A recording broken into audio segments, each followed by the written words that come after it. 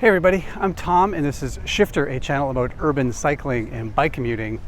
And one of the things I try really hard to do on this channel is not be judgmental about the way people use their bikes. I think riding your bike more in cities is great. Personally, it's good for our cities, it's good for our world. And there's enough snobbery and elitism in the bicycle world that I don't need to pile on. If you want to ride your bike, however you want to ride it, that's fine with me. However, but there are a couple of things that make me irrationally angry.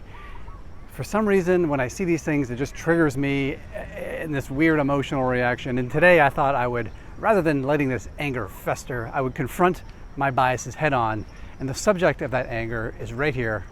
Yes, the beach cruiser.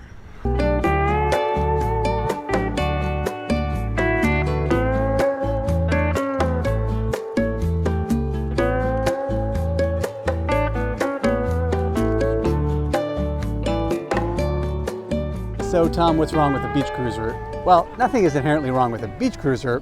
Here's where my concern lies. Here in North America, where for the last 50 or 60 years, cycling has been viewed almost exclusively as an athletic pursuit, I'm all about city riding. I like bikes that are practical, functional, comfortable, sturdy, efficient, things that make your bike so that you can make it a huge part of your life and remove your need to have a car. And oftentimes I feel like people here get city bikes confused with beach cruiser bikes, and they're actually very different. A beach cruiser is almost the opposite of that. It's more about fashion and pleasure rather than practicality. So I'm worried about confusion, and I think some people might end up buying a beach cruiser when their life would be much better with a practical city Dutch style bike. However, I've never actually ridden a cruiser bike, so a lot of this was just my perceptions of it. And since I found myself here in an amazing beach city of Honolulu, Hawaii, yes, I know I make lots of sacrifices to bring you great city bike content. And the culture of cycling here is very much about beach cruisers. I see them all over the place, along with lots of laid back moped riders and scooters and that kind of thing. A much different kind of vibe. So I thought, if ever I'm going to confront this fear, this anger toward beach cruisers, this would be the place. So what kind of monster hates a beach cruiser? Well, we'll get to that. But first I want to explain what a beach cruiser is. So this is a beach cruiser. It's a type of bike that sort of originated, or at least popularized, in the 1950s in the US. At that time, there was a generation of kids who were really excited about motorcycles and cafe racer culture, and bike manufacturers, led by Schwinn, started manufacturing bikes that kind of resembled motorcycles. They had a laid-back body position, sort of absurdly swept-back handlebars. A lot of them had a big headlight like a motorcycle and almost like a fake gas tank, so kids could feel like they're riding motorcycles. So cruiser bikes were the dominant form of bikes until about the 1970s, when those kids grew up and cycling changed because of changes in attitudes. The bike boom of the 70s brought in 10 speeds and derailleurs, and the idea of using a bike as a vehicle for exercise happened, and the cruiser kind of faded away. But then in the 1990s, a couple of companies in California started bringing back that design of the cruiser bike and started marketing it as kind of like a beach ride. Now, city bikes may look like cruiser bikes, but they're a little bit different in some key ways. City bikes, or at least what I like to call city bikes, although some people call them Dutch bikes or Japanese bikes, or there's lots of other names, they're really built for practicality within a city. It's from a different tradition. I mean, the original bikes were really built for urban transportation, and these bikes have developed all along that process for 125, 150 years. The riding position is a bit more upright so that you can scan and see all your surroundings, and you can still pedal a bit more efficiently. The tires are usually skinny. You don't have to put as much work into pedaling as you do on those big balloon beach tires. Usually they have fenders or sometimes a chain guard. This bike does not have a chain guard, but that's pretty common. They often have baskets or carrying stuff, because when you're riding in a city, you want to bring stuff with you. They're really built for urban transportation. And so I went and I rented a beach cruiser from a local bike rental shop, and this is like the ultimate beach cruiser. It's a single speed. It's even got a surfboard rack and, perhaps my favorite carrying device, a milk crate. Come on, this is like top. This is peak beach cruiser. And I'm going to take it for a ride. I've not even ridden this one yet. I walked it over here. This will be my first ever ride on a beach cruiser, and I'm going to report my reactions and see if this anger I have is justified or not. Okay, let's go.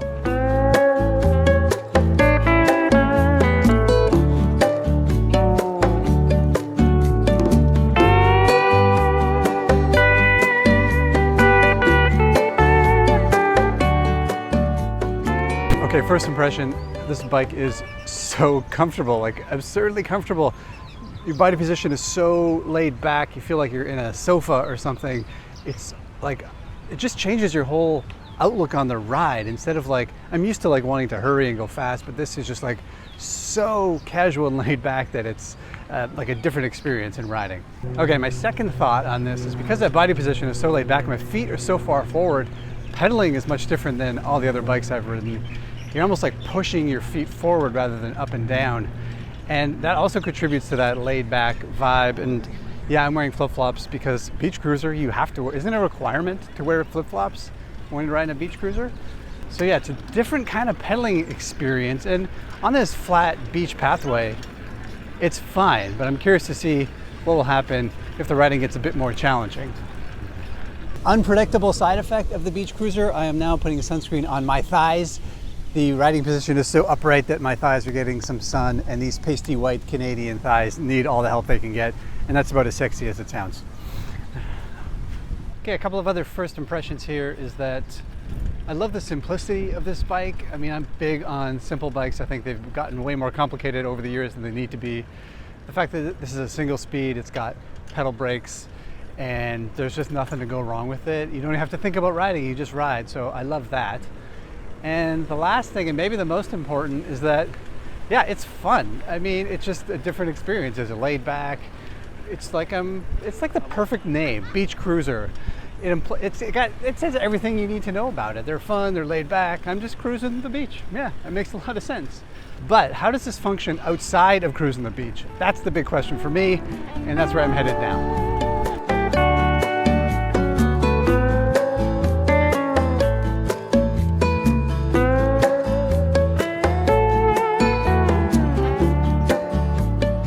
So I just spent some time riding around the rest of Honolulu. This is not just a beach town.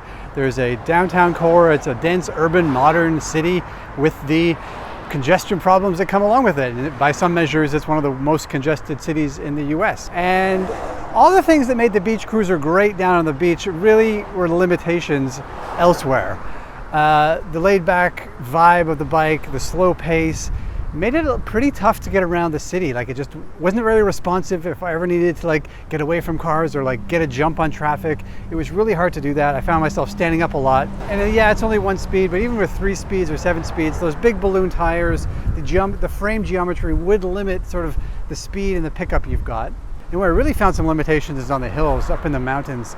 There are lots of hills in this city, and standing up and pedaling those balloon tires up those hills was just not a lot of fun. So it's definitely got some limitations when it comes to commuting. Okay, I'm ready to render a verdict on the beach cruiser. Does it deserve my scorn? Should I keep it on my list of things I hate?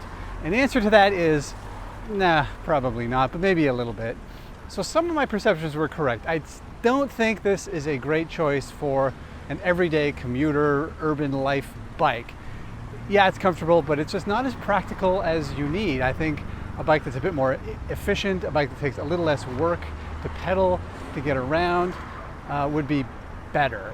You know, skinnier tires, some better gearing, a couple of more gears would just make this so much more user-friendly and practical that I think that would be a better choice for your everyday bike. That being said, this bike is a ton of fun, and cruising the beach was a blast. I really enjoyed it.